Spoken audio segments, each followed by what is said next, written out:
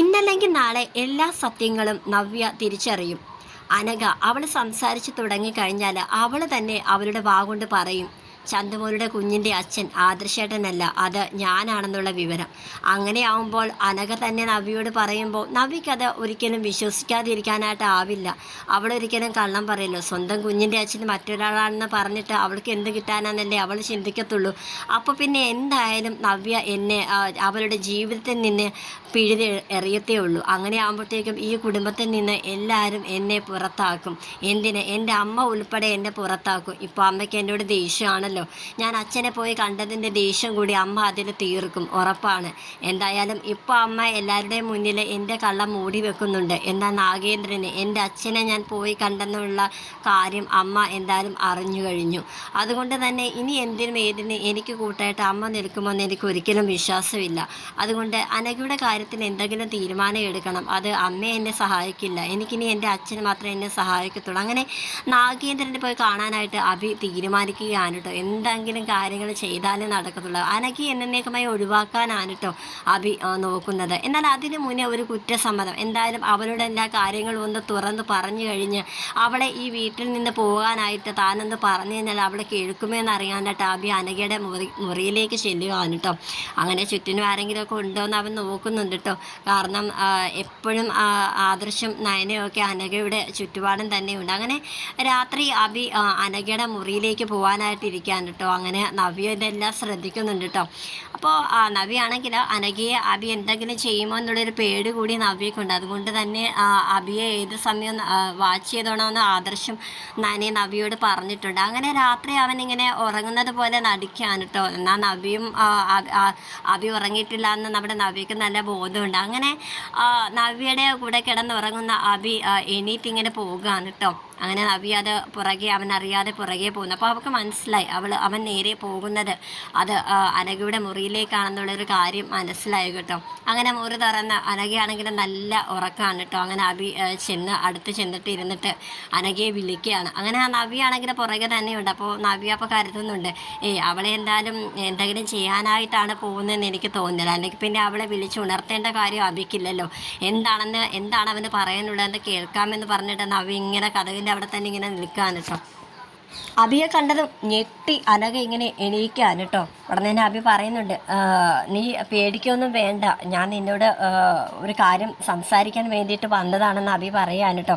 അങ്ങനെ സംസാരിക്കാനാവാത്ത അനഘ അവൾ ആംഗ്യ ഭാഷയിൽ അഭിയോട് പറയുന്നുണ്ട്, മുറിക്ക് പുറത്ത് പോയെന്ന് പറഞ്ഞ് കൈയൊക്കെ എടുത്ത് കാണിക്കുകയാണ് കേട്ടോ. അപ്പോൾ അഭി പറയുന്നുണ്ട്, എനിക്ക് പറയാനുള്ളത് പറഞ്ഞിട്ടേ ഞാൻ എന്തായാലും ഈ മുറി വിട്ട് പോകത്തുള്ളൂ എന്നൊക്കെ ഇങ്ങനെ പറയുകയാണ്. അപ്പോൾ നമ്മുടെ അനഘ ഇങ്ങനെ ബഹളം വെക്കുന്നുണ്ട് കേട്ടോ. ഇങ്ങനെ കൈയും കാലൊക്കെ അടിച്ച് ഇങ്ങനെ ബഹളം വെക്കുന്നുണ്ട്. കാരണം അവൾക്കൊരു പേടി, അഭി തന്നെ എന്തെങ്കിലും ചെയ്യാനായിട്ടാണോ വന്നത് എന്നുള്ളൊരു പേടി ഭയങ്കരമായിട്ട് അവർ നിൽപ്പുണ്ട്. തൊട്ടടുത്ത ചന്തമുള കിടന്ന് ഉറങ്ങാൻ കേട്ടോ. കുഞ്ഞിതൊന്നും അറിയുന്നില്ല. അങ്ങനെ അഭി പറയുന്നുണ്ട്, എനിക്ക് നിന്നോടൊരു കാര്യം പറയാനുണ്ട്. എനിക്കറിയാം, എനിക്ക് ചന്തമോളുടെ കുഞ്ഞിൻ്റെ അച്ഛൻ ഞാനാണെന്നുള്ള വിവരം നീ ഈ വീട്ടിലുള്ള എല്ലാവരോടും പറയാനായിട്ടല്ലേ നീ ഇങ്ങോട്ടേക്ക് വന്നത്. അതിനു വേണ്ടിയിട്ടല്ലേ ആദർശം നയനെ നിന്നെ ഇങ്ങോട്ട് കൂട്ടിക്കൊണ്ട് വന്നത്. അതുകൊണ്ട് എനിക്കൊരു കാര്യം നിന്നോട് പറയാനുണ്ട്. ഞാൻ നിന്നെയും നമ്മുടെ മകളെയും പൊന്നുപോലെ നോക്കിക്കൊള്ളാം. പക്ഷേ ഈ ഒരു വിവരം, ഞാനാണ് ചന്തമോളുടെ കുഞ്ഞിൻ്റെ അച്ഛൻ എന്നുള്ള കാര്യം നീ ഈ വീട്ടിലുള്ള ആരോട് പറയാനായിട്ട് പാടില്ല.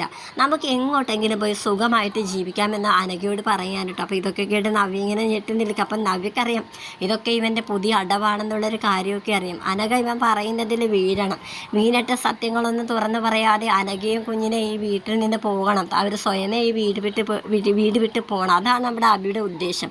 അനഘയോട് പറയുകയാണ്, ഞാനൊരു വീട് കണ്ടുവച്ചിട്ടുണ്ട്, അവിടേക്ക് നിന്നെ മോളെയും കൊണ്ടുപോകാനാണ് എൻ്റെ ആഗ്രഹം. എന്തായാലും നവ്യ അവളും കുഞ്ഞും ഇവിടെ സുഖമായി തന്നെ ജീവിക്കട്ടെ. അവൾക്ക് എന്തായാലും സ്വന്തം കാലിൽ നിൽക്കാനായിട്ടുള്ള നല്ല വരുമാനമുള്ള ജോലിയുണ്ട്. അത് അവളെയും അവളുടെ കുഞ്ഞിൻ്റെയും കാര്യം അവൾ തന്നെ നോക്കിക്കോളും.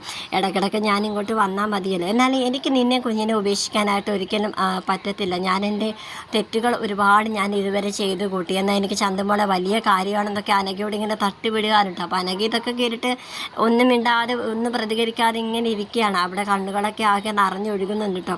അങ്ങനെ അഭി ചിന്തിക്കുകയാണ്, ഞാൻ പറഞ്ഞതൊക്കെ വർക്കൗട്ടായി, അനഘ വിശ്വസിച്ചു എന്നൊക്കെ മട്ടിലിരിക്കുമ്പോഴത്തേക്കുമാണ് എല്ലാം കഴിഞ്ഞതിന് ശേഷം അനഘ ഒരു കർണക്കുറ്റി നോക്കി അബിയുടെ ചെവിക്കല് നോക്കി പറഞ്ഞ് കൊടുക്കാൻ കേട്ടോ. അങ്ങനെ നവ്യ അത് കണ്ടപ്പോൾ തന്നെ നവ്യക്ക് ഒരു സന്തോഷമൊക്കെ വരുന്നുണ്ട്. എന്തായാലും ഞാൻ വിചാരിച്ചത് അനഘ ഇതെല്ലാം കേട്ട് വിശ്വസിച്ചെന്നാണ്. എന്തായാലും അവൾക്കും അവൻ്റെ മനസ്സിലിരിപ്പോൾ മനസ്സിലായല്ലോ എന്ന് പറഞ്ഞിട്ട് നവ്യ ഇങ്ങനെ കോരിത്തരിച്ച് നിൽക്കാൻ കേട്ടോ. അടുത്ത് എന്താണ് സംഭവിക്കുന്നത്. അടി കൊടുത്തതിന് പിന്നാലെ അബി, എടി നീ എന്താടി ചെയ്തത്? നിന്നെ കുഞ്ഞിനെ ഇവിടുന്ന് കൊണ്ടുപോകാമെന്ന് പറഞ്ഞിട്ട് നിനക്കത് വിശ്വാസമാവുന്നില്ല എന്നൊക്കെ പറയാൻ അബിക്ക് പെട്ടെന്ന് ദേഷ്യം നിയന്ത്രിക്കാനായിട്ട് പറ്റിയില്ല. ഉടനെ തന്നെ അനഘയുടെ കഴുത്തിന് കയറി ഒറ്റ പിടുത്താണ് കേട്ടോ പിടിക്കുന്നത്. നവ്യ ഇങ്ങനെ അത് കണ്ടിട്ട് ഇങ്ങനെ പേടിച്ചിങ്ങനെ നിൽക്കുകയാണ്. തനിക്ക് എന്തെങ്കിലും ചെയ്യണം, അല്ലെങ്കിൽ അനഘയെ ആ ഒരു പിടുത്തത്തിൽ അനഘയ്ക്ക് എന്തെങ്കിലും സംഭവിച്ചാലോ. നവ്യ ഉടനെ തന്നെ മുറിയിലേക്ക് കയറി വരുന്നുണ്ട്.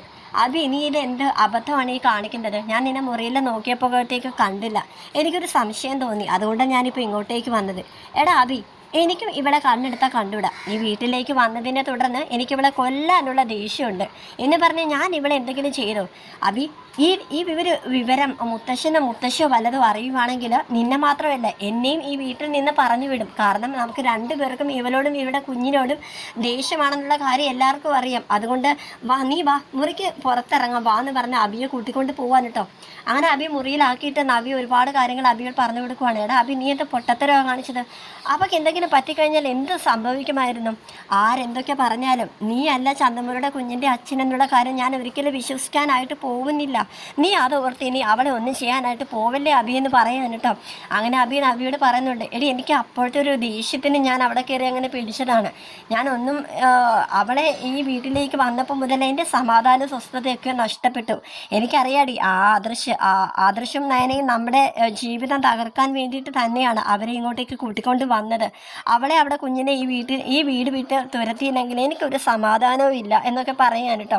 അങ്ങനെ നവ്യ പറയണം, എടാ നമുക്ക് ആലോചിച്ച് എന്തെങ്കിലും ഒരു തീരുമാനം എടുക്കാം, നീ ഇവിടെ സമാധാനമായിട്ട് ഇരിക്കുന്നൊക്കെ പറയാൻ കേട്ടോ. ഞാൻ നിനക്ക് കുടിക്കാനായിട്ട് കുറച്ച് വെള്ളം എടുത്തുകൊണ്ട് വരാമെന്നും പറഞ്ഞ് നവ്യ പുറത്തിറങ്ങുന്നുണ്ട്. ഉടനെ ഈ ഒരു വിവരം ആദർശിനെയും നയനയും ചെന്ന് പറയുന്നുണ്ട് കേട്ടോ. ഇങ്ങനെ ഒരു കാര്യം സംഭവിച്ചു, ഞാൻ പെട്ടെന്ന് അത് കണ്ടില്ലായിരുന്നെങ്കിൽ അനഘയ്ക്ക് എന്തെങ്കിലും സംഭവിച്ചു പോയേനായിരുന്നു എന്നൊക്കെ പറയാൻ കേട്ടോ. അങ്ങനെ ഉടനെ തന്നെ നവ്യ ആദർശം കൂടെ അനഘയുടെ മുറിയിലേക്ക് വരുന്നുണ്ട്. അവിടെ ചന്തമോള് അപ്പോൾ പെട്ടെന്ന് പേടിച്ച് എണീക്കുന്നുണ്ട് കേട്ടോ ഈ ഒരു ബഹളമൊക്കെ കേട്ടിട്ട്. അങ്ങനെ ആദർശം വന്ന് കുഞ്ഞിനെ എടുക്കുന്നുണ്ട്. നയന അനഘയെ സമാധാനിപ്പിക്കുകയാണ് കേട്ടോ. എന്തായാലും അബി പറഞ്ഞ കള്ളത്തരം എന്തായാലും നീ വിശ്വസിച്ചില്ലല്ലോ. അവനൊരു പുതിയൊരു അടവുമായിട്ട് വന്നതാണ്. എന്തായാലും നീ അത് വിശ്വസിച്ചില്ല എന്ന് മനസ്സിലാക്കിയപ്പോഴാണ് നിന്നെ അവൻ കയറി പിടിച്ചത്. നിനക്ക് എന്തെങ്കിലും സംഭവിച്ചില്ല. ഭാഗ്യത്തിന് നവ്യേച്ചി അതെല്ലാം കണ്ടുകൊണ്ട് അവിടെ വന്നത് എന്തായാലും നന്നായെന്നൊക്കെ പറയാന് അബി നാഗേന്ദ്രനെ വിളിക്കുന്നുണ്ട്. അച്ഛാ, നമ്മുടെ പ്ലാനിങ് എല്ലാം പൊളിഞ്ഞു. അച്ഛൻ പറഞ്ഞതുപോലെ തന്നെ ഞാൻ അവളോട് സംസാരിച്ചു. ഒരു പുതിയ വീട് കണ്ടുവച്ചിട്ടുണ്ട്. നിന്നെ മോളെയൊക്കെ ആ വീട്ടിലേക്ക് കൂട്ടിക്കൊണ്ട് പോകാനാണ് എൻ്റെ പ്ലാനിങ് ഒക്കെ പറഞ്ഞു. നല്ല അവളെ വിശ്വസിപ്പിക്കുന്ന രീതി തന്നെയായിരുന്നു അച്ഛാ ഞാൻ അവളോട് സംസാരിച്ചത്. പക്ഷേ അവൾ അത് എതിർത്തു, എന്നെ അടിച്ചച്ചാ. പിന്നെ എൻ്റെ നിയന്ത്രണം വിട്ടു. ഞാൻ അവിടെ പെടലിൽ കയറി പിടിച്ചു. അപ്പോഴത്തേക്കും നവ്യ വന്നില്ലായിരുന്നെങ്കിൽ അവിടെ കഥ ഇന്ന് എന്നെ കഴിഞ്ഞേനെന്നൊക്കെ പറയാൻ കേട്ടോ. നാഗേന്ദ്രൻ പറയണം, നീ എന്തൊരു അബദ്ധമാണ് കാണിച്ചത്. ഞാൻ പറഞ്ഞില്ല, നീ പറയേണ്ട രീതിയിൽ അവരോട് പറഞ്ഞിരുന്നെങ്കിൽ അവൾക്ക് വിശ്വാസം ആയേനെ. അബി പറയുന്നുണ്ട്, ഇല്ലച്ചാ, ഇനി ഒരിക്കലും അവളെന്നെ വിശ്വസിക്കില്ല. ആ ഒരു രീതിയും പെരുമാറ്റമൊക്കെ തന്നെയായിരുന്നു അവളുടെ ഭാഗത്ത് നിന്ന് വന്നത്. അവൾ ഇനി എന്നെ ഒരിക്കലും വിശ്വസിക്കാനായിട്ട് പോകുന്നില്ല. അതുകൊണ്ട് നമ്മുടെ ആ ഒരു പ്ലാനിങ് ഇനി വർക്കൗട്ടാവുന്ന ഒരിക്കലും വിചാരിക്കണ്ട. മോനെ അബി, ചന്തമോളുടെ കുഞ്ഞിൻ്റെ അച്ഛൻ നീയാണെന്നുള്ള ഒറ്റ കാരണത്താലാണ് ചന്തമോളെയും അവിടെ അമ്മയും വകവരുത്തണ്ടെന്ന് ഞാൻ നിന്നോട് പറഞ്ഞത്. എന്നാൽ ഇനി അങ്ങനെ വിട്ടാൽ പറ്റത്തില്ലല്ലോ. അവളെ നമുക്ക് എന്നേക്കുമായി ഈ ലോകത്തിൽ നിന്ന് പറിച്ചെടുത്ത് മാറ്റണം. അതിന് ആ കുഞ്ഞു ഒരു തടസ്സമാണെങ്കിൽ ആ കുഞ്ഞിനെ നമുക്ക് വകവരുത്തണം. എനിക്ക് നിന്റെ മകളാണ് ചന്തമോളെന്നൊരു സോഫ്റ്റ് കോർണർ എനിക്ക് ആ കുഞ്ഞിനോടുണ്ടായിരുന്നു. എന്നാൽ അവിടെ അമ്മ ഇത്രയും അഹങ്കാരം കാണിക്കുന്നുണ്ടെങ്കിൽ അവിടെ കുഞ്ഞിനെയും ഒരുമിച്ച് ഈ ലോകത്തിൽ നിന്ന് നമുക്ക് എന്നേക്കുമായി പറഞ്ഞു വിടാമെന്ന് അബിയോട് പറയുന്നുണ്ട് കേട്ടോ നാഗേന്ദ്രൻ.